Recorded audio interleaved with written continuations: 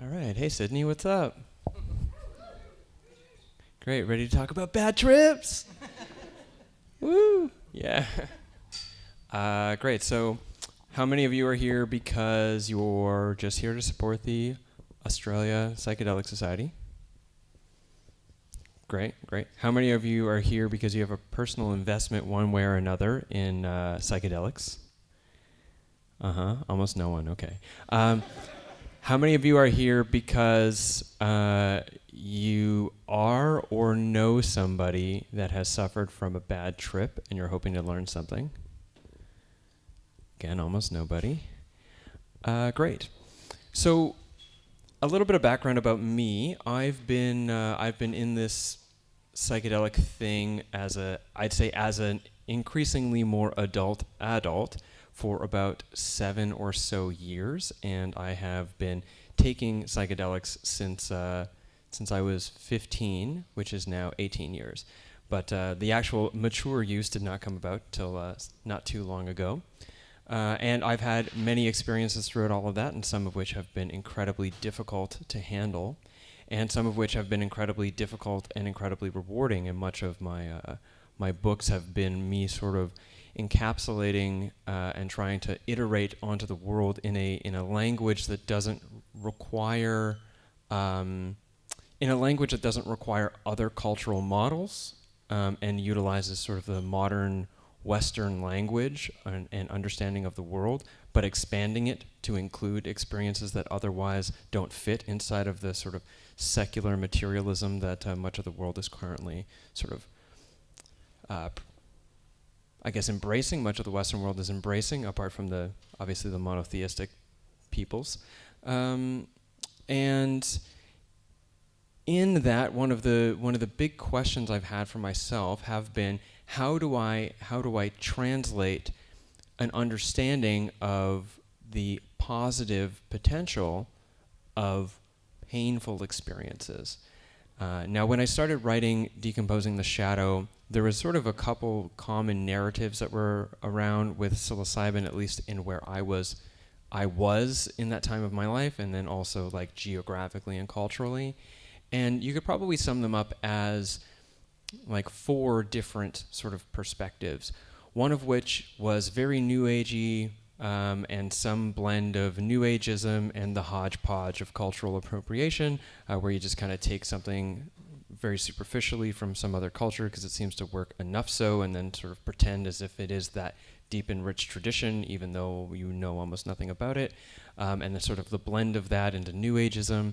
And then there was also a very drug. Did you have the DARE program here in Australia? Yeah, like the Dare to Resist Drugs. Just say no.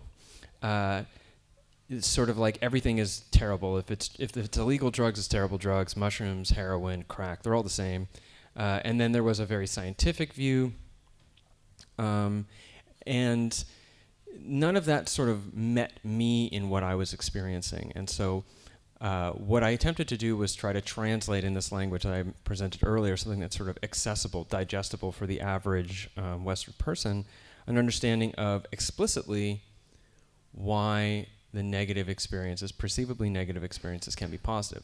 So in Decomposing the Shadow, wait, let's not get ahead of myself. Eventually, at the time, it was kind of like, has anyone ever heard somebody else say, you know what, nobody's talking about the shadow work with psychedelics. We got to talk about the shadow work. Nobody's talking about it. Anyone heard sort of that? And what's really interesting is a few years ago, everybody was talking about how nobody was talking about the shadow experiences. And it's still sort of like, now it's like that with integration. Like we're not talking about integration enough. It's like everybody's talking about how we're not talking about integration. So it's like, I guess that's the shifting point, right? It's like, what's the 4 quadrants of known? Unknown, unconscious unknowing, conscious unknowing, conscious knowing, unconscious knowing. Anyways, we're in that sort of like conscious unknowing phase with integration, which is something else we're going to talk about here today. But as things have gone on, the really positive progression, I'd say, of this nobody's talking about shadow work is a reframing of what was the original understanding of bad trips, and is still the understanding of bad trips in sort of different sort of cultural pockets, into a new way of looking at it, which is like, oh, they're not bad, they're just challenging, right? And I think this is a really great progression, but I also think that there's a problem there. And I'm going to talk about that problem in a second, but first, breaking down what we understand about bad trips, I think there's two sort of primary ways to look at it in the culture, and one of which is the older way, which is something like any experience that has fear, anxiety, panic, pain, any experience that has that is a bad trip. And once it's happening, and you just gotta ride it out. And once it's done, it's a bad trip, period, paragraph, walk away, like walk it off. Now you just got that for the rest of your life. And the understandable response to that, which is even a part of my work, is saying, okay, well, psychedelic experiences that have pain or terror even, or panic or fear, these are not necessarily bad trips. They're just challenging experiences. They can be very positive. But both of these, but then the result of that, the swing over, is to say then that there are no such thing as bad trips. There are only challenging experiences. So how many of you have heard this phrase? There are no such thing as bad trips, only challenging experiences. Okay, and how many of you believe that? A few people. Okay, I'm gonna challenge what I'm interpreting of what your beliefs are based on zero information whatsoever. You gave a yes answer to a very general question. Because I believe that's not the case. There are such things as bad trips. And I think that either of these two cultural perspectives, that there's no such thing as bad trips, only challenging experiences, or experiences of pain are bad trips, and thus it's concretized. These limit people they limit people, and they limit the culture in a way that I think that we need to change. The way that the first way limits people is to basically remove any of the benefit that could be had from a difficult experience, which is very much what my books are about. And I'm obviously not like, this isn't new data for any of you in the room, right? We're just kind of laying the groundwork as we talk more afterwards. And it also makes it not just so that it removes the possible benefits of going through uncomfortable material, but it also makes it so that it's sort of a set and concretized thing afterwards. The bad trip happened, now it's just a burden that you learn to deal with or you don't. Both of which are, if it's not obvious, I disagree with. I think that you can do something with them afterwards, and obviously pain and discomfort and fear are not necessarily a bad trip. But the second premise, that there's no such thing as bad trips, only challenging experiences, ends up being, I think, silently shaming. Because what ends up happening, well, first off, anyone who's been through a difficult, extremely difficult, painful experience where some levels of bad trips could be as far as, essentially being 100% convinced that you're dying 1,000 times over, and you go to tell someone that the way that you're sort of coming to understand that is to say, I had this really bad trip, and the first thing that they tell you is, no, you didn't. It was just a challenging experience. There's no such thing as bad trips. Well, what you're doing is you're not acknowledging that person in their pain. And now they're probably already in a meaning crisis, which we'll talk about in a second, but now you've accidentally sort of shamed them, pushed them away in a time where they needed deep acknowledgement. So when you say there's no such thing as bad trips, you automatically set up this like sort of interpretive lens that disacknowledges people's experiences, or at least how they're interpreting their experiences. And additionally, there's an extreme view of this, which is that, and I've seen this happen online, I've gotten contact from people, that anytime you speak sort of negatively or you express bad trips or something went wrong, you end up getting told, well, okay, not only was it a challenging experience, but it was a challenging experience because you couldn't surrender, which is like, not only are you wrong about what happened to you, it's also your fault. So think about how isolating this is for people. And again, like I kind of alluded to it, the extreme there is things I've seen on online forums, and I've heard fed back to me from different communities in South America and other places around the world, ayahuasca pockets, where it's not just like it's you're wrong and it's your fault, but it's like now you're also jeopardizing all of psychedelic culture, or maybe you're blaspheming the Great Mother or something, and now you're being ostracized. and verbally attacked. I've seen this happen. It's really quite sad, and people are left, reeling after this. And so all of that sort of breeds for the people who believe themselves of having had these difficult experiences, to have a shame that maybe prevents them from opening up about it. And maybe they talk about having difficult experiences, but it's not just that they don't talk about what happened to them, but they don't really open up with how with what the impact of that experience has been on them because of this inherent shame around having done it wrong or bad, or being fundamentally inadequate, or that nobody's going to understand anyways, or whatever. That because of this sort of underlying shame complex with the you're wrong and it's your fault, prevents people from getting the kind of healing that they need because they can't open up, not fully. So for me, I will make the stance and say that there very much is bad trips. And they're not experiences of pain and terror, although that can be a part of it. And they're not your fault either, necessarily. Of course, you're responsible for every action that you take. You're also, as you're being response-able to the world, you're also constantly in a context of variables that you cannot control that is contributing to the thing that you're responding to, and it's not always easy to make the responsible decisions that result in everything being positive and good. I'm sure many of you know what it's like to be confronted with a series of choices or confronted with a series of factors that you can't control, and the outcome of that was that you didn't really respond very well and good. And so my suggestion is that. Now, I'm gonna break this down more so. When I started with Decomposing the Shadow, my initial breakdown of bad trips, because we need to give some sort of, or I believe we need to give some sort of definition of what bad trips are, now a new one. The one that I started with was to say, it's in a chapter near the end called Bad Trip versus Hard Trip. And I essentially say a hard trip is an experience when uncomfortable material arose, pain, terror, something maybe even simple, deep inadequacy, loneliness, helplessness, hopelessness, worthlessness, lost, I'm going crazy, whatever it might be. Something came up, and you were able to just be with that experience in the way that it showed up, either in surrender or in curiosity. And that's a hard trip. Usually there's something to be learned there. And a bad trip would be essentially the same thing, but you weren't able to surrender and you weren't able to be curious because it came on too much, too soon, too fast. And then the consequence of that is then you enter a feedback loop between your discomfort, the arising material, and the intensity of the psychedelic experience until that feedback loop sort of rises to some sort of crescendo, and it might be, full-blown dissociation, it could be a transient psychotic episode, it could be a panic attack, it could be stuck in an infinite loop of some variety. I'm sure many of you know what the loop is like, the time knife, I don't know. That was a reference to a meme that I thought was funny. So obviously Jeff has seen this meme. It's the bad trip is the consequence of not being able to surrender or be curious.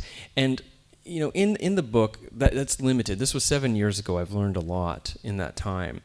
And one of the limitations was my misunderstanding of how much the nervous system chooses for us at any given moment. And when we're responding to the world, we're not just responding to our interpretive filters of the world, and we're not just responding to the world outside of us as we perceive it to be with or without our interpretive filters. We're also responding to our nervous system's response to the world that is constantly and forever listening beneath perception to assess what is safe and what is danger according to how it was shaped and conditioned through our experiences relationally, especially throughout the course of our lives. And so we're also responding to our nervous system. And if something comes up that's too much, too soon, too fast for the nervous system, it's going to make a decision on behalf of the survival of the organism and employ whatever type of strategic sort of survival strategies are necessary in order to maintain the survival of the organism, at the very least the survival of the psyche of the organism. And so it'll maybe check you out. If you've ever been in a situation where you've dissociated, you could imagine your body, your nervous system decided this is just too much for the mind to handle, so I'm just going to check the mind out for a while. So what I'm saying here is that the nervous system chooses for you. Some moments it comes up, and yes, okay, you might have made a poor choice in setting and dose, but it's not like you're having a bad trip now because you're fundamentally incapable of surrendering, but because your nervous system, which of course we have the capacity to, autonomically hack and modulate in different ways, but we're also in many ways beholden to its interests. And so when it activates some sort of anxiety response, some sort of survival response, we can get stuck in there very quickly, especially when our mind is so liquid with a psychedelic experience. And so your nervous system is choosing for you. If you're in a bad trip, chances are it's not your fault. It's not that you did it wrong. It's not that you were incapable of surrendering. It's that it was just too much, too soon, too fast for your nervous system. And it decided for you. And additionally, something to think about, we might come out of that experience thinking like, oh, there must be something wrong with our nervous system. Like, oh, it responded so poorly to this, or must be something wrong with us because our nervous system freaked out or something, or why did it have such a negative response, blah, blah, blah. But the thing is that as far as your nervous system was concerned, you were at life threat, and all the things that you suffered through that felt really terrible and you might still have lingering as feeling terrible now was your nervous system doing its absolute best, and as far as it's concerned, what it needed to do to save your life. So it seems strange, especially in like trauma field, to get to a place where you look at how your body responded in the moment to being something that it did as a gift to you, even if and continues to do as a gift to you, even if it's confused as to what the appropriate sort of affect response is to whatever the present context might be. So that's what I defined as the bad trip versus hard trip, which is in Decomposing the Shadow. But it's limited, and it's limited for another reason as well.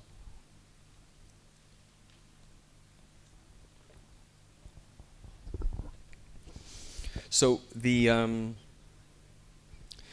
other reason that it's limited is that it still doesn't create the spaciousness needed to later turn a bad trip into a hard trip.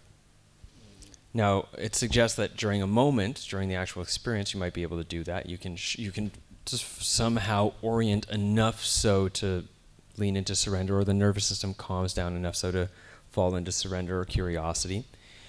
But it doesn't create the space. It says, well, now you have a bad trip, and so now you're working on figuring out. It still has that very old premise of the bad trip as being concretized, and now it's just something that you have to deal with for the rest of your life. And I've come to recognize that this is false, because I believe that the bad trip is something that is only a bad trip as long as it's unintegrated. So it's not just whether or not you are able to surrender, but it's also whether or not you're able to, I'll talk about integration in a second, but integrate it into your life afterwards. So then possibly it was a bad trip, and it was a bad trip 2 days later, and it was a bad trip a month later, but then 6 months later, 8 months later, it was a hard trip because you went through the actual integration process with that experience, and now it was almost like a 6 month long hard trip with like the real acute effects at the beginning, and then sort of that wavering long tail back down to normal life, having learned something in the process. So it's almost like you could say a bad trip is only a bad trip as long as you haven't made sense of it in your life. And I think this is important because, of course, sometimes you just got to walk it off.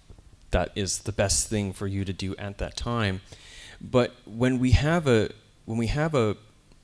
psychedelic experience that's defined by pain or terror, fear, what is arising is ours. And oftentimes, it's the emergence likely of an old memory from something from our past.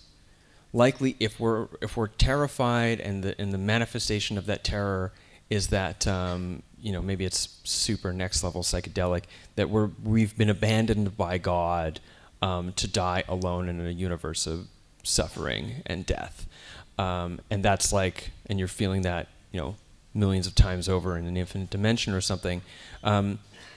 Those feelings are obviously very huge, and there's a sense of like, oh, well, that arose because I was high on the psychedelics and I need to just sort of grapple with that and move on. But what you might not realize is that that could be old pain arising to the surface. Perhaps that's the sort of myth-level metaphorical manifestation of having been abandoned by your father when you're an infant, or abandoned by your mother.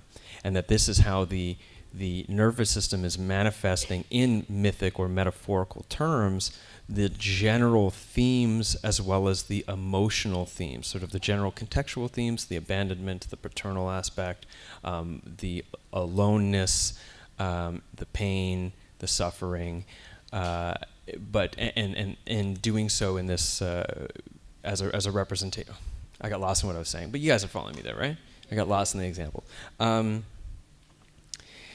if we don't deal with that kind of stuff, if it's something that's from our past, it's not coming up now brand new. It's coming up, it was already there. This was already your pain. These were already things that you were dealing with, but you kind of perceived as though you weren't dealing with, or you weren't needing to deal with them, or they weren't there because they were invisible to you, because your identity is structured as though you are the behavioral compensation patterns that you have to avoid tapping into that deep well of pain. So you think, oh, this wasn't an issue, so why is it an issue all of a sudden? It was always an issue, but you didn't know it was an issue because you adapted to perceiving it as though it were the water that you were always swimming in.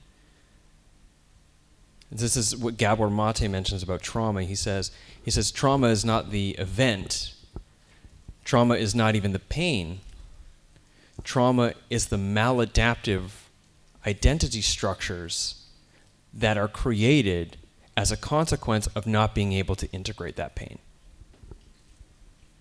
And so if we have this stuff arise and then we shut it down even more hardcore and then we wrap it up into this weird sort of distorted, mythic level place, this isn't necessarily going to help our healing, plus it might only end up waking all that pain up, and it now starts to spread out throughout the course of your life, and you maybe just attach it just exclusively to the trip. I feel like it just creates tighter and tighter knots if we don't deal with it. Now, additionally, possibly it's stuff that's come up that might have some themes from the past, but it's really the consequence of too much LSD at the wrong party or something. And so, yeah, there's some stuff arising from the past, but in many ways it was the consequence of a really terrible mistake, like shock trauma, like a car accident. It's like the grief that you're feeling in the grief of the pain and the trauma that you're integrating after a car accident isn't the fault of how your mother didn't hug you necessarily. But even then, this could become a complex. It could become a part that becomes unintegrated, sinks into the identity morphs around it, and you begin to believe as though you are the behavioral survival like the behavioral compensations you employ to protect yourself from the ongoing, living, breathing memory of unresolved pain. Okay, I got some nods. That's great. So it's important that we work with some integration. Now, integration, like I said before, a bad trip is still a bad trip as long as it's not integrated, which then suggests, what is integration? And I've been describing it as some combination of like an improvisational jazz performance and an art project. There's definitely some structures that need to be, that could be in place, some sort of helpful tips, some practices that can be, sort of broadly reaching, generally, pragmatic to employ in an integration process. But it's unique and subtle and really for each individual to figure out on their own. But I definitely believe that there are certain things that are happening in what that integration looks like on the surface. And those things, what do we got here, is where we find a way to take the psychedelic experience, the things that manifest in the psychedelic experience, and weave that experience coherently into the larger arc, like the larger narrative arc of our sense of self. So basically taking that experience and giving it a place in our lives. And that thing that we're giving a place into our lives, it's not just a narrative, it's not just a story, it's a meaningful story. And so there's a meaning element there. And it's not just a story, it's not just a meaningful story, but it's a meaningful story that has very real consequences into how you show up in the world, which is, of course, what your feelings are and how your nervous system is listening beneath the world to interpret the world. So then there's also an affect. Now, I personally believe that narrative plus affect equals meaning. But when we're coming out of a bad trip, we're in a bit of a meaning crisis. Now, the integration process is going to be different for a fairly good experience or a fairly reasonable experience or a hard trip. It's going to be different. You get those like fine little finesses. You like do the real pretty painting or whatever. You do the journaling. You start doing the yoga. You do the dishes. You yell. You catch yourself earlier in your anger reaction to your partner because you understand that that's just the way that you've been behaviorally compensating for a well of deep sadness, and because of your cultural conditioning around the deep sadness that you hold because of the death of a parent at some point, which was your father, and that the behavioral expectations for males in your current culture is that you do not feel sadness, instead you feel anger, and that the only appropriate reactions or emotions for a man to feel is lust or rage, or so when you get sad, you activate into anger as a secondary emotion to protect yourself from sadness, and you realize that, so next time you get angry, you say, oh, okay, I gotta check in with my sadness. Maybe it's something like that. But like a lot of guys in the room like, oh, shit, man. But with a bad trip, it's different. It's not that kind of finesse. It's really like triage. Because a meaning crisis is like, it could be an existential crisis, it could be emotional crisis, it could be a lot of things, but it's not finesse time, it's setting the bone time. Does that make sense? And so, if integration is a process of weaving, like having the experience woven coherently into the larger arc of your life with a generative meaningfulness, and that meaning is constructed of narrative and affect, so like present feeling state, then the question is, how do we do that for a person who's in a present moment of crisis? And I'm trying to think about where I go with this next one, because this is like the hardest bit for me to like put out in really chewable pieces. There's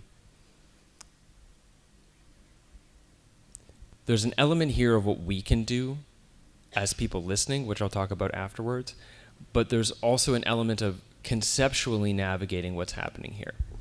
So a person comes out of a psychedelic experience, they're in a bad trip state, and they're in a meaning crisis, and chances are it was, like I said, too much, too soon, too fast. It probably isn't obviously some coherent thing from their past. Likely it was full dissociation or a psychotic episode or like a panic attack, and the feelings just as much now are too much, too soon, too fast as they were in that moment. And likely the narrative that you have around what happened is confusing and doesn't really make any sense. Possibly it's like really esoteric or really far out in some way or another.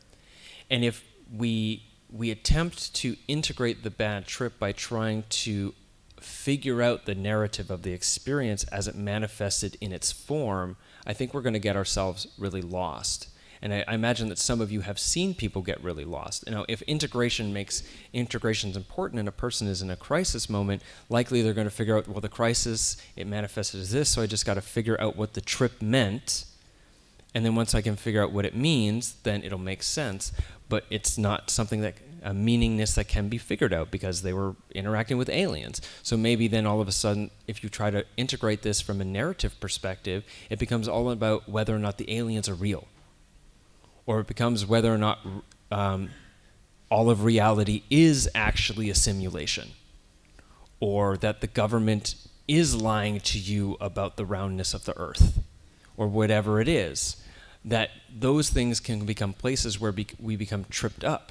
And then if we're focusing on the narrative, what we fail to recognize is that the quality of engagement we have with the narrative is likely the same quality of engagement that was present when we were responding to the bad trip, ones of like anxiety, fear, reactiveness, desperation. And what we're actually doing is just feeding more of those feeling tones into the narrative. We're not actually figuring anything out. We're worsening the situation until we might end up becoming generally sick or ill people in delusional states, or in delusional states, or in psychosis. Mind you, psychosis is, from what I understand, drug-induced psychosis is much more a genetic issue, but we can still get ourselves quite confused. And maybe at that point we end up reaching to all these dangles, these like tassels, and we call them crystals, or we call them, whatever other sort of spiritual something or other, which aren't inherently meaningless. They might have deep, rich meanings, but they're not actually rich and deep for you. They're the compensational patterns that you've employed to sort of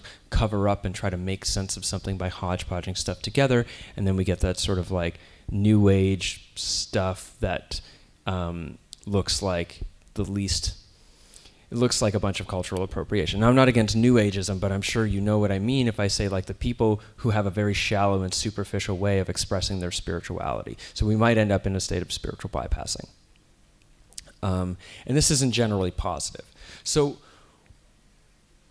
then it would go to show, okay, well then if you're not going to do this integration process from the narrative, it would move towards, say, going towards the affect. Now, the affect bit is very difficult though. And I'm going to talk about it in a second, because I forgot to talk about meaning. Actually, no, I'll do this now. Okay, so before we get into the affect bit, knowing about meaning I think is important, because I say meaning and you all sort of have an idea. And I'm going to explain this in the sense that meaning, the combination of narrative and of affect, is something that always exists in every context all the time. And I'm going to put aside meaning with a capital M and think of it more like a meaningness. Like there's a meaningness to this experience for you right now. Excuse me, it's individual, but it's also collective.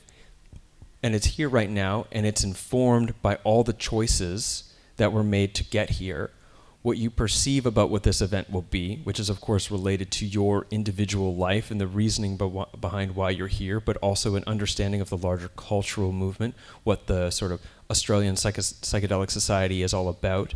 And it also includes everything that you brought with you that was operating beneath your thinking mind while you're here. Are you more or less tired? Are you more or less stressed at work? Are you more or less agitated? Did you get caught off in traffic on the way here? Is there some sort of old childhood complex that's coming up for you? Do you have an authority issue? Are you seeing me as sort of the place at some point for you to transfer your old daddy issues? I don't know. But all of that is something that you've brought with you that creates the meaning context of what's here.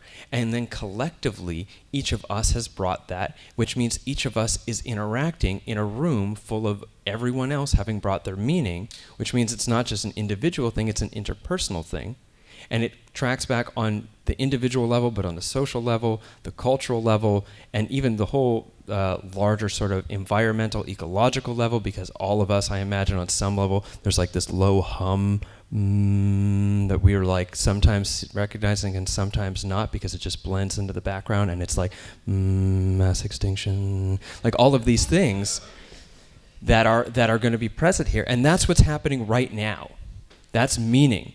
You didn't choose that. You didn't make that necessarily. There are so many factors at play right now that are beyond your control, contextual variables that are so far beyond your control, and that all of that combined is the meaningness of this experience.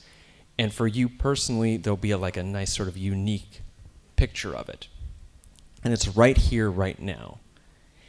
And we're meaning-making creatures. So then, to understand meaning in general, okay, so if meaning is something that's kind of out of our control and it extends backwards through time, through all the way back to the movement of our people across whatever lands that they were moving across before they came to this land, or they were already here, depending on what your heritage is. If it's out of the control, but then we also make meaning, well, what does that mean? So can I just make the meaning right now? Can I just make a change? Can I change myself and then change the meaning of this room? No.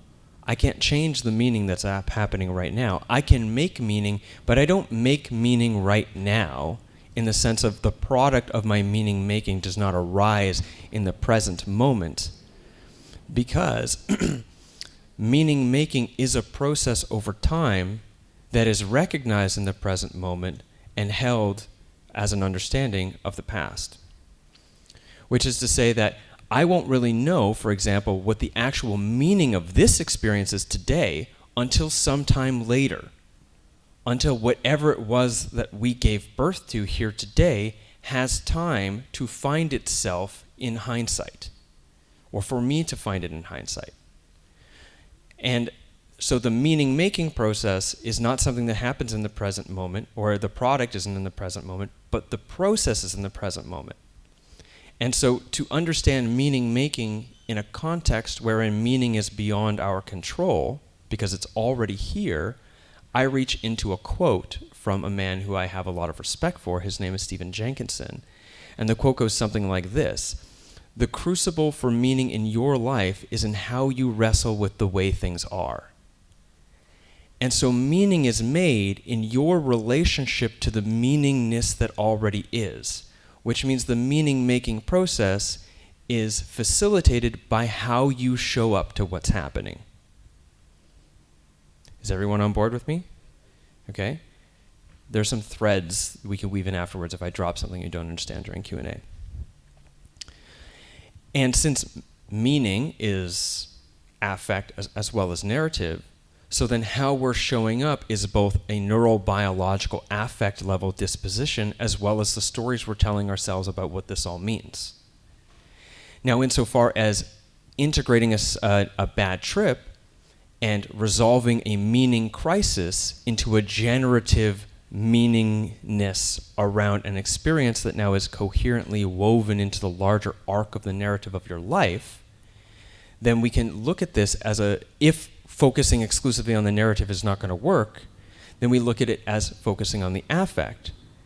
And since if we're focusing on the affect and we have this process orientation, then we can start to wonder not how can I fix the affect that's happening right now, but how can I engage it in a way that in hindsight I see created generative meaning. In the sense of, I'm just making this example up right now, I'm not sure it'll fit, we'll see. If I'm sad now, how I show up to my sadness now will determine what the meaning of my sadness will be later. And I can show up to it now in a way that means the meaning of my sadness later will be the destruction of my relationship because I have uncontrolled rage. Or the meaning of my sadness later, or the meaning of my sadness now, which I will understand in hindsight later, could be an important grieving process that I had because there was sorrow around having to say some goodbye to some people that I really cared about. There's like a big difference there, but it's the same sadness now. And the difference is how I showed up to what was happening in the present moment. And so with a bad trip, you're in this moment, well then you have all this affect. You have, not the trip is gone, the trip is over. You have the impact of that experience in your life as it's arising right now, which includes the unresolved feelings from then, but also includes how you feel about those feelings. So you have what's happening left over from the trip, but you also have how you feel about it. Is there cultural shame or inadequacy around that? Is there a fear of feeling those feelings? Almost definitely there is. Do you feel alone? Do you feel unacknowledged? Do you feel upset with yourself? All of those things, that's the present moment engagement. That's the wrestling that in time will determine whether or not the bad trips gets woven in a coherent narrative, in generative meaningfulness or meaningness. So then what we would want to do, say, for example, is bring the surrender and curiosity that we couldn't bring in the moment because it was too much, too soon, too fast, to what's happening now. And then in time, it'll be like a really slow psychedelic trip, like really slow, maybe weeks, maybe months.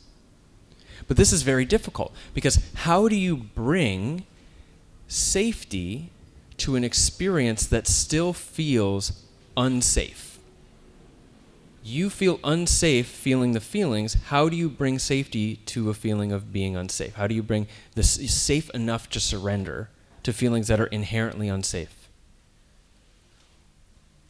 Well, I think that's when an understanding of our role interpersonally and the role of relational attunement comes in very strongly. So relational attunement is how sort of in sync I am with you in this moment and then what I'm bringing to you.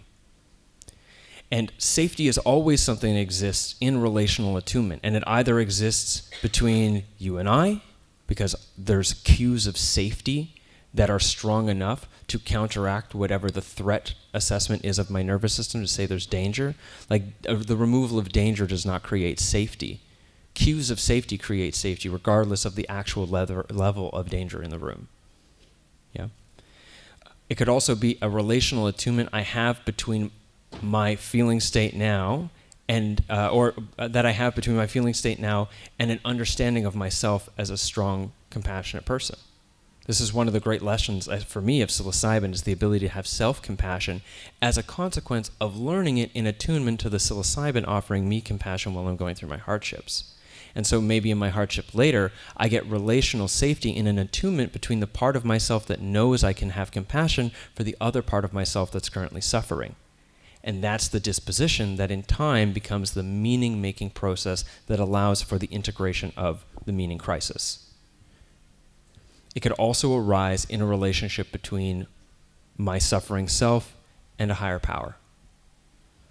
I'm sure none of you have ever taken psychedelic drugs because they're illegal here in Australia, but you've probably heard of people who have taken psychedelic drugs and have tapped into something deep and painful, something that you would never ever want to maybe admit to somebody else or be honest about how deeply it moved you, or maybe things that you just did not recognize were just hurting so bad, and somehow it was like something so much bigger and greater than you was holding you, swaddling you, as you just let it all in and let it all out, knowing that it was safe and okay to just feel this because something bigger than you was holding you across time, across space, and across far and beyond even your individual expression as a human alive for this lifetime. That can also be a place of relational attunement where you can find safety. Now, when it comes to a bad trip, okay, this is difficult, okay? Maybe you don't have the GOD to lean into. Maybe you don't have that developed aspect. You haven't neurobiologically developed the ability to lean into self-compassion. So you're kind of just spun out and alone. Well, this is where it becomes incredibly valuable for us to have other people who are understanding enough of our situation, aren't trapped in the no such thing as bad trips or just gotta walk it off bro mentality, who can show up. Because my individual nervous system is absolutely, look at this skin. Do you see where it ends? That's not me anymore, right? On some level, for sure. But on another level, not at all. Like, we're in this room and our nervous systems have biologically, evolutionarily evolved to be in co-regulation with each other to the point where they're doing things to co-regulate that you don't even realize they're doing, to let me know that you're with me. You know what one of them is? It's called the head tilt and nod. Oh, you know what another one is? Cooing. Oh. Another one is laughter. Gentle laughter, not ridiculing laughter. Gentle laughter. Oh, this is a light space. We're all in this together. Everything's okay. So we're co-regulating all the time. And we can intentionally harness that co-regulation in a way that serves other people. I have another talk, which was actually the talk Jeff and Dean were given the option as to whether or not I would give this talk or this talk right now, which is about compassion, empathy, and psilocybin. And I talk about the difference between compassion and empathy and yada yada. And it's long and rich, and maybe it's something for a Q&A. But we can bring a quality to our interactions with a suffering person which looks something like compassion. And since we're in co-regulation, and the meaning-making process is not just an individual process, but a shared process, if you and I are in a relational attunement right now, we're in a co-regulating moment, and you feel unsafe with your feelings, but you feel safe with me, because I'm grounded, I'm acknowledging you, I'm there with you, but I'm not lost in your feelings. I'm not dysfunctionally empathetic. I'm grounded in something deeper than the present moment, than the present feelings that are being shared. Like, and I have a caring for you. That's compassion. Then that interaction, that sort of feeling, oh, well, my feelings are still unsafe, but I feel safe with you, that is a moment of wrestling with what is and making meaning interpersonally. And this is a very important moment, because one of the first things we need after a bad trip in the meaning crisis is to first let go of the tension that we held to try to save ourselves, that our nervous system held to try to save ourselves. And the result of letting go of that tension is first letting in the grief that's there, because at some point, not that long ago, we were lost and alone and abandoned on a fucking cosmic level for lifetimes. And it hurt so much, and we were so unsafe, and it was so scary.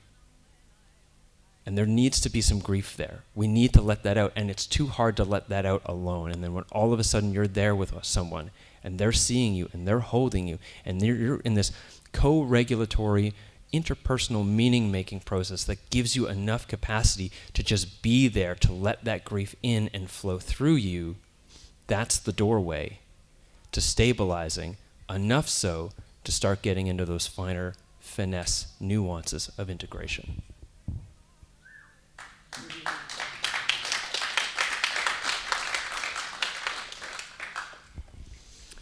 Now, something else to talk here about this integration process, because maybe you've still got all that story. Like, okay, now you got the grief out, you got the good cry, and you're like, I was so afraid, and like, but now I'm back. Like, I'm here, you're there, you see me. It's, I feel like I don't know yet, but it's going to be okay, kind of thing. You still got those aliens to grapple with, right? So, of course, there's the meaning-making process, but that includes the narrative, and we have to find a way to place it in. And there's just so much rich complexity in the psychedelic experience. It's kind of hard to know. And of course, what we want to move towards is what is most true. Like, we want to integrate what is most true, right? But how do we know what is most true? Well, I guess if we're going to figure out what's most true, it makes sense to first focus on what's most relevant. And what's most relevant is always how you were feeling and how you're feeling now. Because your feelings right now are entirely true. Now, what your mind is interpreting as the reason for your feelings, well, that could be wildly off base. I could be 100% convinced that you're making me feel shitty about myself with the way that you're looking at me right now, when actually you were just thinking about why they canceled the OA on Netflix or something, But my feelings of, say, judgment, of being judged, being inadequate or something, those are true, those are real, those are my feelings. Those are relevant for me to feel into. There's something rich there, there's a learning opportunity there. And so if we can get through that sort of crisis phase and start moving into what's most relevant, which is the feelings, and we start to look at and bring that safety, that sort of meaning-making process to what we're feeling now, and then allow that to be the basis upon which we reflect on what happened in that psychedelic experience, we might be able to say, okay, yeah, I saw aliens, but I was feeling really alienated. I was feeling really abandoned. I was feeling really whatever it was I was feeling. And maybe when you feel into that, and now you're like, well, what if that's the reference point, and you read the story again, all of a sudden you realize it's not about aliens at all. It's about your father abandoning you.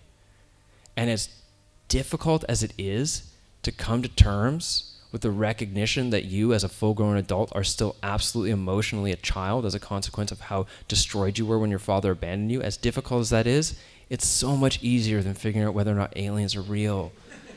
It really is. And so again, affect is important, as is the interpersonal feedback you can get from somebody else paying attention. Now, this is why I am a huge supporter of integration coaching and therapy, especially for psychedelic experiences. Therapy that leans into a Western framework, because we're all sort of like Western people, If we don't have an indigenous spirituality, then it makes more sense to integrate through Western spirituality. For that, I think Jungian work or transpersonal psychology, especially trauma-informed somatic work, is like really on the money there. But that's because it's not just the individual. You're not in this alone. It was definitely your trip and is yours to deal with, but you're not in it alone. And we as people who are the ones who care for the people who are suffering, be it from a psychedelic experience, or be it from a recent breakup, or a loss of a job, or the environmental fucking crisis that we're in right now, the extinction level event that we're all facing, we have the capacity to really support each other in a generatively meaningful process of co-regulation, grief, sharing, compassion, and ultimately sort of helping to carry each other as we care for ourselves through this process. So it's so far beyond psychedelics, but it also obviously is all about psychedelics today. So, yeah, that's my talk, guys.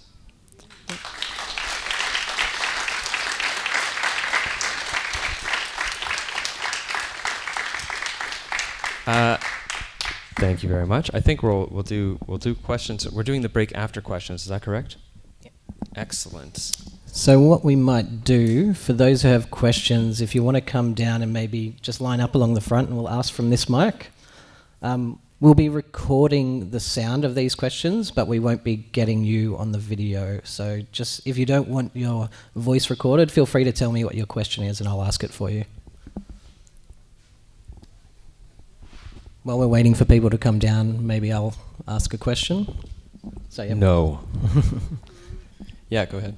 So I was thinking, you talked a bit about having a challenging or a bad trip and how in those moments it opens you up and it might bring up something from your past that's challenging, or it might be the experience that is, as you said, it's too fast or too much for you to deal with right now. And I'm wondering, we know that these experiences can be very therapeutic as well if they're, I guess, if you're prepared in the right way to use it in that respect. And I'm wondering, is there a quality of the psychedelic experience that we know makes it more therapeutic, like it sort of makes our thinking more flexible, reduces some of the rigidity of our prior beliefs that we have about ourselves or the world? I'm wondering, is there something about the quality of that experience that makes these states more vulnerable for those traumatic or bad trips as well? I feel like that's a really rich question.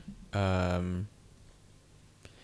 think generally if we're like knowingly grappling with trauma, then we're more likely to have an encounter with trauma when we're taking psychedelics, and that there's a big difference between sort of the lingering trauma from a shitty childhood to, like the trauma of a recent sexual assault, and that chances are you're more likely to have an experience that's too much, too soon, too fast, overwhelming, and creating high levels of stress, like physically cortisol and norepinephrine, and shutting down neuroplasticity and chewing up your other neurotransmitters and creating sort of like, I'm using just like playful terms here, but sort of like breaking the circuits or whatever, short-circuiting your nervous system if you're having had a recent trauma and then choosing to take psychedelics without adequate levels of support, which would look probably much more intense, like it's in like much more intensive supporting therapeutically after a recent trauma than it might be if you were just taking a small dose and going to dance in the woods and just sort of like figure yourself out or something. And then as so far as like things that are more therapeutic or less therapeutic, I think it really depends on the person. I mean, for some people, what's most therapeutic is like getting beneath, like I made the reference to like the secondary anger and sort of like the really dysfunctional male gender conditioning, how patriarchy has essentially failed all of us, men included. And like tapping into that sadness, and like getting in there and like having a big cry, like that's what's most therapeutic. But maybe for some people what's most therapeutic is just like realizing that nature is just so much more beautiful than they expected, or having a dance, or or whatever it might be, falling in love with yourself. I really think it depends on the person. I mean, generally, I feel like possibly even just like getting kind of high and having a good dance. You know, that can be extremely therapeutic for a person. I know I kind of feel like my body's like, yo, where's the dance right now? Like, I kind of feel like I need a dance. That'd be very therapeutic for me to take a little dose and have a dance. But I think generally for long-standing sort of, say, positive benefit or like really sort of stuff to therapeutically chew on, I think the more difficult experiences, but not too difficult. Because the thing is like, let's try to avoid bad trips, yeah? I mean, like, triage is not like, you know, it'd be really good. I'd really like to just like tap into my body's healing process, so I'm gonna go break my leg, you know? So it's like, no, you know, we want to avoid bad trips if we can. This talk is sort of in responding to, okay, worst case scenario has happened, now what, right? But I think those difficult experiences really make a big difference on how we show up to the world. And this is why my books are what they are. It's to sort of help develop an understanding of that, specifically with psilocybin, though it's cross-applicable to other psychedelics. But then how to navigate it. And I think about this metaphor that I heard from Robert Augustus Masters, who's an excellent writer. Love this guy's work. Recently I've been reading his book on awakened monogamy, which is very interesting. And his metaphor was that if we think of ourselves and our development like a tree, and sort of the positive emotions as being the branches and the leaves, and the negative emotions as being sort of the root structure. I mean, positive is anything really you enjoy. Happiness, beauty, joy, love, like the good part of love, not the heart-wrenching, like anxiety place of love that can be activated because we're all still wounded children that didn't get the proper attunement from our parents because they were raised in a society that totally isolated them into, you know, parent dyads or single parents inside of an economic system that put them under constant stress without enough support to care for their children, and plus their own traumas, and they've probably never had therapy because of the mental health stigmas, and you know, anyway, so the upper branches are the joy, and the lower branch, the root structure is the uncomfortable experiences. If we're just like reaching, we get all that happiness, we get all that play, we get all that joy. That's great, you know, it's really good, and you're just like, I'm blossoming, you know, or well, I have this big foliage. It moves in the wind. On a day, sunny days, some weird tripped out mammal is going to stare at me and just be at awe with the weird sort of fractal patterning of like the shifting light as my leaves twinkle. But at the same time, if a storm comes, that tree's going to fall over. It's that root structure. It's when we start digging in that we get a real strong root structure.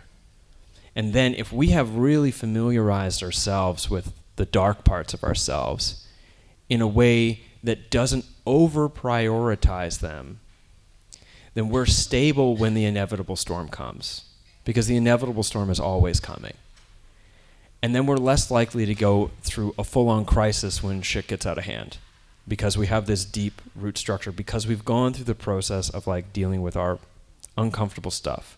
And that's a daily process. That's a daily practice. With psychedelics, chances are we've got like a whole lot of loaded stuff that we haven't looked at that's so old that it's kind of hard to even just start reaching in now, and it just kind of helps us go back and sort through a lot of that emotional repression so we can get that root structure really growing nice again. And the thing about a good set of roots, I mean, the nutrients come up from the earth and then meet the sun and the wind and whatever. And we're much more likely to blossom if we have a good root structure. Does that make sense? Everyone on board there? Sweet. Okay, next question, please.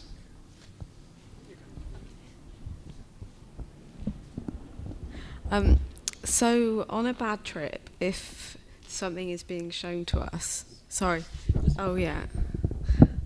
Thanks. Okay, so on a bad trip, if something is being shown to us, is the answer always within the surrender?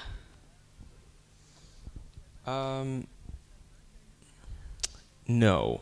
The thing is like if you're already in a bad trip, like if you're already in a place of panic, I mean, the answer is probably just finding relational safety in some way or another, just to calm down. I mean, where you're in like a peak panic attack or something, like you're in a dark place. I mean, really the key priority there is your safety. You can sort out, you can sort out the nuances of the integration afterwards, but like if you're in a place where you're on a bad trip, that's a pretty intense spot, and sorting out your safety is most important. I'm not going to comment on what the best harm reduction practices are for supporting people in bad trips. It's not the topic here, but there's lots of information. I believe you even have like cards and stuff at the back here, stuff like that. This organization is going to be a great wealth of resource there. But when it comes to dealing with the difficulties in the hard trip versus bad trip, like if the universe is trying to show you something, like a block in your life. Yes, so that's what I'm getting at. Okay, yeah. Cool. So in that situation where like really uncomfortable material is rising, so you're in that hard place. The question being like, oh, is surrender the right answer? Well, not always, because sometimes it's too much to surrender. And this is, I think I got this from Bill Richards, who's been working with psilocybin for many, many years. What's his book? Jeff, do you know what Bill Richards' book is called? It was a great book. Which is like, if you can't surrender, be curious.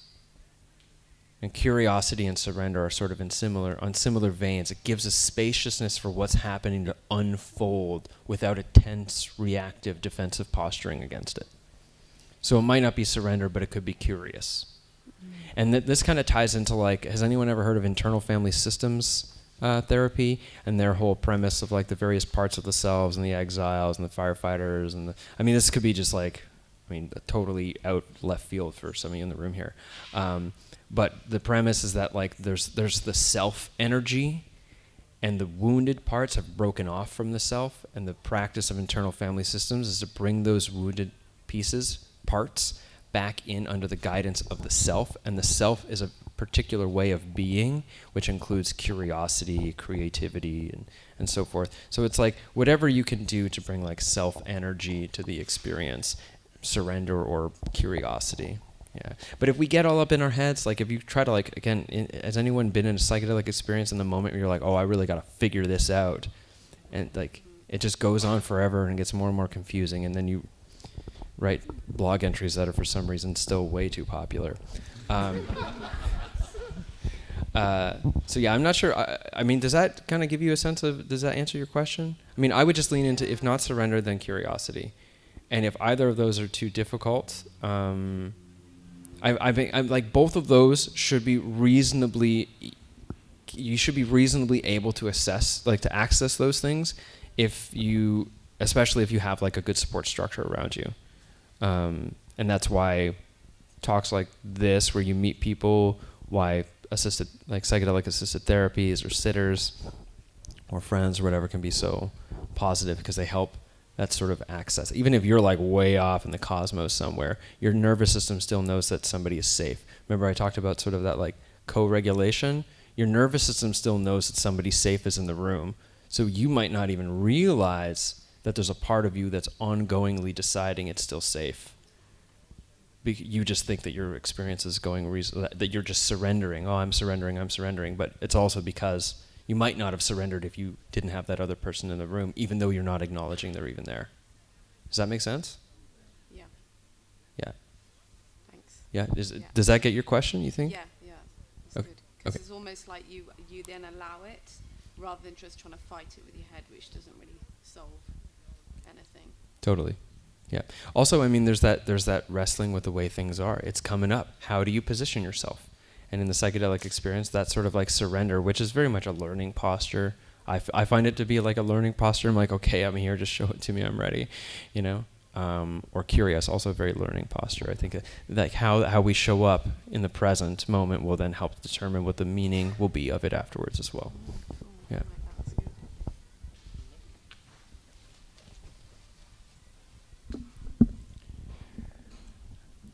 James, during your talk you made reference to spiritual bypass, which is actually something I wanted to speak about today.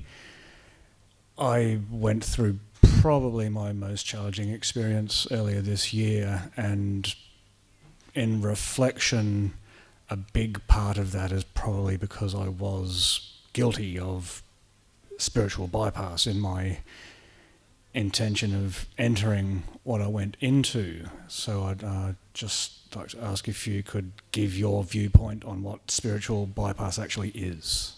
Mm-hmm. I can totally relate to this. I had an ayahuasca experience in 2000 and 2012. I don't actually know. Maybe it was 2013, where I had like everything I once believed just like ripped away from me and been like, you fool. These are all just like smoke and mirrors. This is all bullshit, because it was very spiritual bypassing in a lot of ways. And spiritual bypassing is essentially when you utilize spiritual ideologies or practices, like superficial practices, or the garb, or whatever it is, in order to evade the sort of the therapeutic work. You see this a lot in people who are 100% focused on the waking up process, but don't seem to have any care or interest or even like sense that it's necessary to also do the cleaning up process, the growing up process, and the showing up process. And it's the means by which we utilize spirituality to basically evade taking care of the issues that we're carrying. And the thing is like, okay, raise your hand if at any point you've utilized spirituality to avoid dealing with like deep therapeutic dark issues. Okay, so keep your hand up if you think that chances are you're still doing it somewhere and you're not sure yet, but you'll figure it out eventually. Okay, so everyone who doesn't have your hands up, you should probably put your hands up.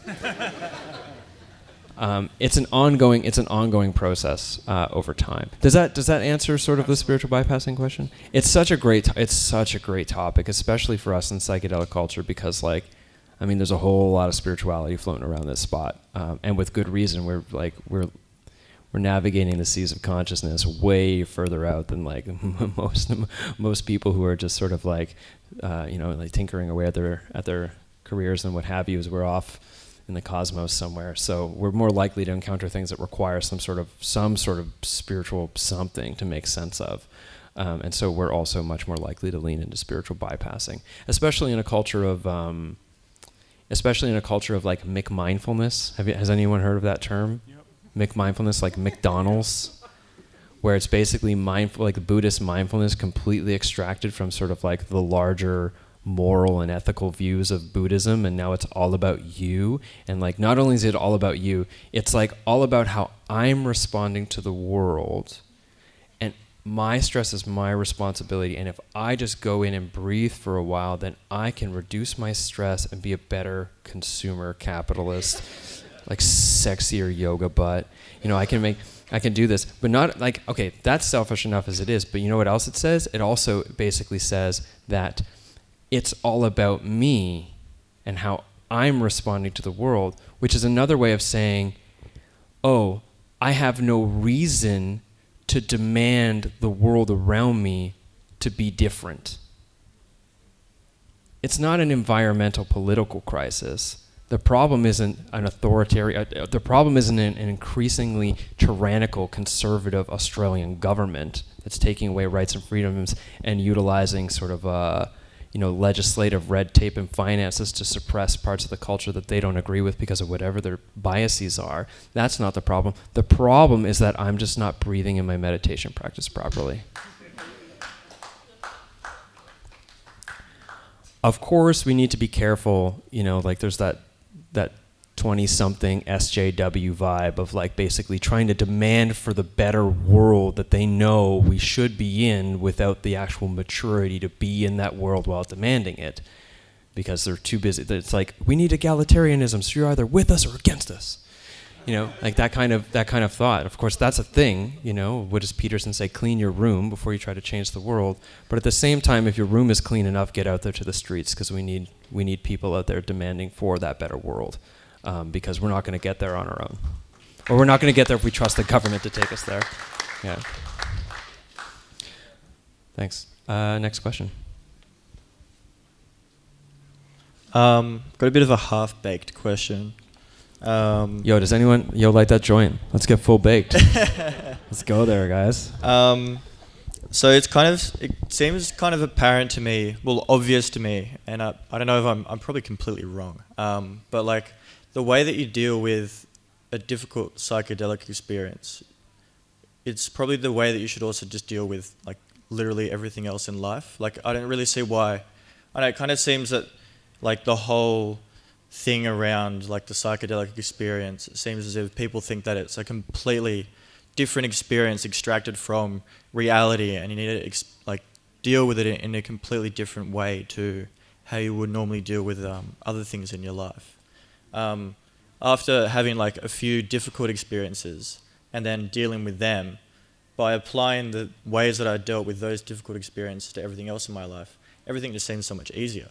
And I guess that's just me formulating how I'm just going to be living my life, I guess. But do you think that there are ways that you should take your normal way of dealing with life and then during a psychedelic experience or during the integration phase, approach it somewhat different, or just the normal way that you would deal with anything, I guess? Well, it sounds to me like, based on what you said there, you've actually learned from your psychedelic experiences, which is nice. The thing is that if we think about the way we normally deal with things in life, and you look at how most people are operating in society, and I'll lean into Francis Weller. He writes about grief, and he says that we're all sort of like essentially trapped up in this loop of anesthesia or amnesia, which is like we're constantly distracting ourselves, or we're just like in a process of trying to forget in order to stay sort of up to date with who cares, social media, Instagram, whatever, unnecessary things. And so if you think about how most people normally deal with stuff, it's likely not very healthy, because most people are, I heard this term recently, I love it, pre-therapeutic and post-therapeutic. Most people are pre-therapeutic, traumatized individuals from a dysfunctional, broken society that is driving itself off a cliff at top speed right now. And so chances are how you show up normally in your life is not the best way to show up to your psychedelic experience. However, how you learn to show up, because the psychedelic experience demands you. It demands something of you that the rest of life might ask for you from time to time, but certainly not in ways that the psychedelic experience really demands it of you. And so there's sort of this like sparrow type learning process, like getting kicked out of the nest trying to fly. And then that can be applied later in life. And so I'd say actually I'd almost flip it a little bit and say like we'd be better off if we dealt with our regular life as if it were a psychedelic experience than the other way around. And it seems like you've done that, right? It's almost like it's some sort of big rehearsal or something. The other thing is that chances are you're not going to feel everything you think you are dissolve away and merge into a timeless space where life and death are a constant arising over infinity. In the morning while you drink a cup of tea and read the paper. Some people do. Yeah? Psychedelic experiences demand something of us that most of the time our regular life does not demand. So it asks us to show up differently, which I think then can be cross-applicable to the rest of life. And sometimes the rest of life requires us to show up in a way that would be different than what the psychedelic experience would ask. Sometimes trust and surrender, like fully and completely, isn't necessarily the right course of action. Maybe sometimes the right course of action in our regular life is like suit up and go get it or something, right? Which maybe if you're taking a low dose, that might be an element of the experience. Like, I just got to climb this tree. I just got to do it, you know? So I don't think it's as easy to say it's one or the other, but I definitely, I lean into more to this like pre-therapeutic, post-therapeutic mentality that chances are if you've never had a psychedelic experience and you've never done therapy and you were raised in a conventional sort of upbringing in a society something akin to this, Canada, Australia, pretty close, chances are that's not the best way to show up to your psychedelic experience. There's another thing too. See, this is a bit, I kind of misled you a little bit when you came here today. Not entirely, but I mislead people all the time, especially with the podcast, is that I say, let's come talk about psychedelics, bro, mushrooms, tripping out, and then you come in here, you're all ready, and then I give you life lessons. Whole life applicable details, content. I'm sorry. I hope you can get refunds from Jeff at the door. You have your wallet, right? But I kind of see, this is the thing, I kind of see the psychedelic experience is not necessarily about the psychedelic experience. It's about every other aspect of life, which is why my podcast deals with so many topics. Yeah. I think I'm done answering that question, unless you feel like I need to expand on something. Yeah, you're cool? Thanks, man.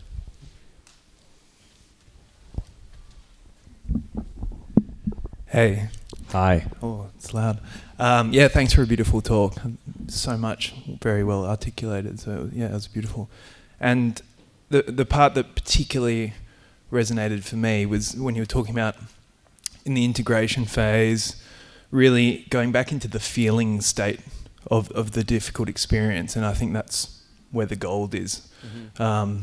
Often the memories of what was happening cognitively is altered every time we remember it, but the feeling seems to be the most vivid and true of the experience.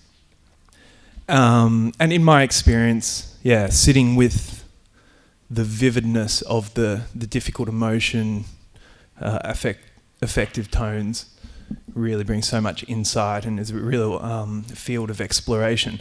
But I also feel like it requires some practice or some kind of muscle that can be exercised in everyday life. And I'm wondering if you have any tips or practices or how you suggest people bring this into everyday life. So if that does happen, or perhaps it even protects one from having more difficult experiences in the psychedelic space, what those practices are. Yeah, that's a great. That is a great question. It was sort of a question. It was sort of like fishing for a suggestion that you already knew what I was going to say, I think, which is good. It's a good point to bring up. Is that if I think about if I got to lift a heavy box at some point in time, I got to lift something heavy. It probably makes sense for me to have been rehearsing lifting something heavy by regularly lifting heavy things. Does that make sense? If I want to be able to move in a certain way when I need to move because life is calling on me to move, I should probably practice those movement patterns. And so if I want to show up to life in a particular way, when life calls on me to show up in that way, I should probably practice showing up that way. And so if the psychedelic experience is at life asking us to show up with the capacity to surrender, or afterwards to be able to be with affect and what have you, then practices that would help us do that. Of course, meditation being an obvious one. I think especially loving kindness meditations, compassion meditations, or mindfulness meditations. Like I expressed my concern about a superficial mindfulness culture, but mindfulness meditation as a practice continues to be, I think, an incredibly positive thing for most people if you don't already have some sort of trauma issue, because tuning out your normal perceptions and navigations of the world to really zone in on what's happening in your body might not be the best idea if you're in a place of like the verge of a panic attack, because every time you tune in you feel the hands of your abuser on you or something. Like mindfulness meditation has that possible risk. It's not a common risk, but it's a risk. But otherwise, I think meditation obviously is a great practice for psychedelics. I read this article many years ago on Reality Sandwich, actually. I tried to find it at some point, and I couldn't find it again. And a great metaphor about how taking psychedelics is like flying a plane, and meditation is like getting your pilot's license. And you don't need your license to fly the plane, but it would probably be helpful if you knew what you were doing up there. Yeah. Oh, another thing too, actually, about practice and about having practice in life. I feel like I'm just looking for an excuse to talk about contact improvisation. One of the things that has been a really great practice for all of my life, my whole life, not as in like all of my life since I was born, but as in like the full sort of spectrum of what life asks of me and what I ask of life, has been contact improvisation, which is a dance form which is really focused on listening, somatic awareness, trust, surrender, self-care, and improvisation, and any practices that you can get into, I think, at this point, as a practice in your life that asks you to learn to improvise, be it comedy or dance, I think is like excellent, and highly encourage you to check it out, because Knowing how to improvise is really important when things go awry, and they will go awry, I promise you, as you already know. Yeah. Was that good? Did that answer your question? Yeah, great. There's just one audience question that I'm going to say out loud for them. So it's got a bit of a psychodynamic flavour, and it was worded in the way, how would you go about dissolving your shadow in a psychedelic experience? So I'm not sure how you would interpret that yourself.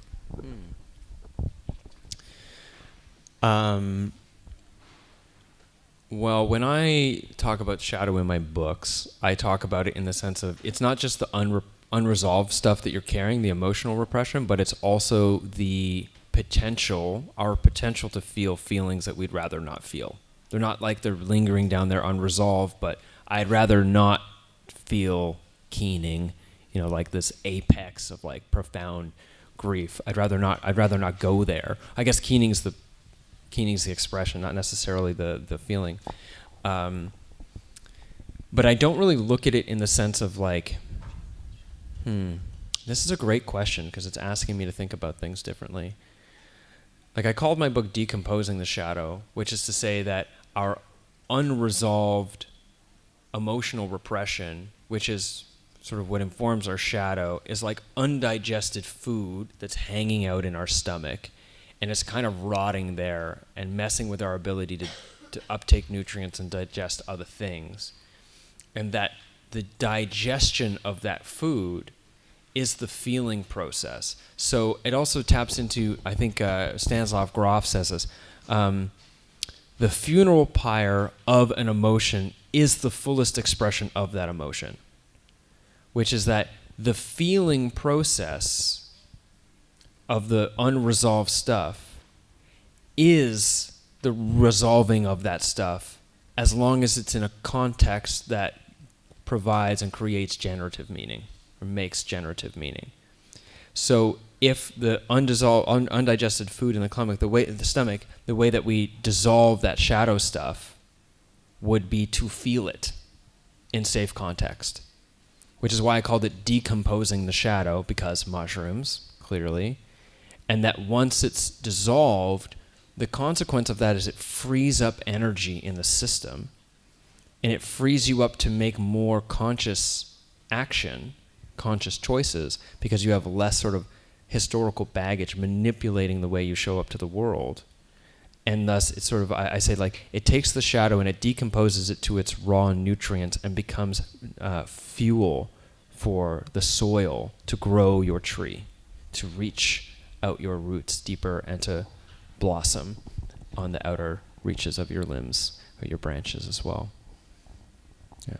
Maybe I'll take one more question. I feel I want to ask you if that answers your question, but it's not your question. So, and I don't want to know who it is because that's like anonymity. Go ahead, Jeff. So when you talk about meaning making during the integration process, how do you apply that to the experience, the bad trip experience of utter existential void, where nothing has any meaning whatsoever?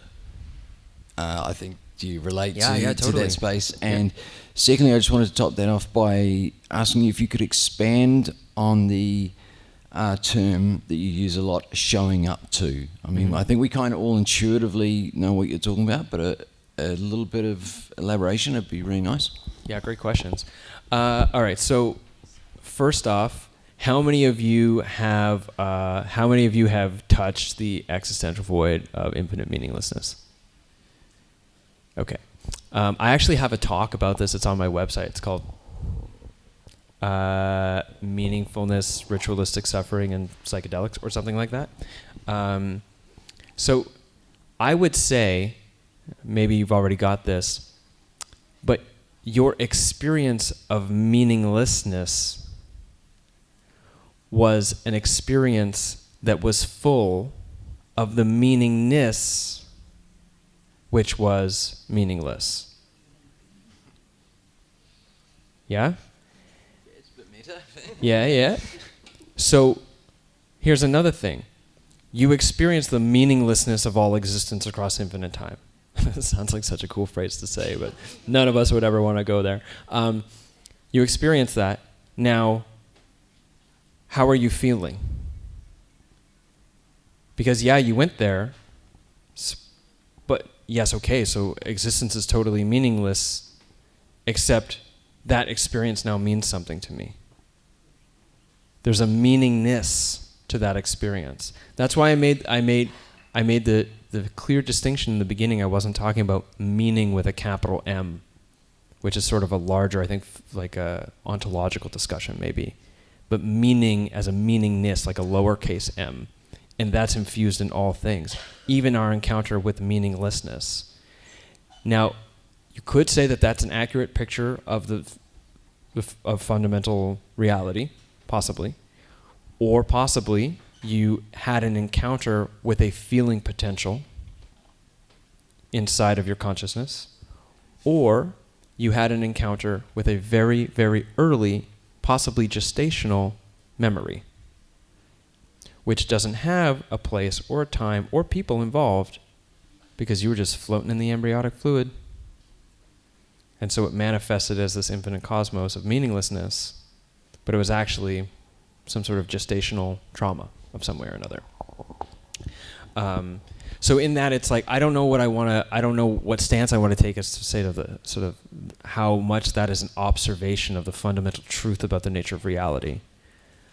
But I will lean back into saying that experience of meaninglessness has a meaning, or can have a meaning. There's a meaningness to it. And that's the meaning that you would engage in the process of making meaning out of that experience. Does that make sense? Yeah? Can I just ask then, is that only in response to after the event having already occurred? Is it only a response after the event as it's occurred? I don't entirely know. However, if you're well practiced in doing that anyways, it might show up in the moment, depending on how much sort of capacity you have to navigate an identity. Because maybe that's just not there. Maybe it's only infinite transpersonal, and then all of a sudden it's only in hindsight that you realize I am an entity that experienced infinite transpersonal, at which point maybe you're able to bring in that context, or maybe you're just like in total painful awe of what you just encountered, and and so on and so forth. So you feel like that, you understand what I was saying there with that question? Yeah. The answer? And what was your other question, sorry? So could you elaborate a little bit on the term you used, showing up? Showing up. Yeah. Yeah. Can I elaborate on the term showing up? I'll lean back into Stephen Jenkinson again, and I don't speak for him. I speak in the extent to which I think I understand what he writes about. Yeah. There are people in this room who know who I'm talking about. So he makes a point to say that you are a person of consequence. And he also makes a point, many points often, to unpack the etymology of a word. And he talks about the etymology of the word awake, and as a thing, the a as a prefix that positions oneself. It's a positioning thing rather than a negating thing. Anesthesia would be like negating, like not anesthesia. No, I'm thinking about something else. But instead of negating, like asexual is to say no sexuality. Awake is to sort of position yourself, to orient. And then the wake as the thing that comes after. So what do you do after somebody dies? You have a wake for them. What is the thing that ripples behind the boat? The wake. But he also suggests that in the boat there's two wakes. There's the wake that travels behind the back of the boat, and then there's that first wake of the nose of the boat cutting through the water. And to be awake is to position yourself right at the front. Well, let me think about this. Is to position yourself fully alert and aware of the web of consequences that ripple out from your being in the world as a person of consequence. So showing up is recognizing that and doing so in an intentional manner. Does that make sense? Yeah? Okay. Okay, I think it's a really great point to wrap it up. Happy with that. So thank you very much, James. It's a pleasure.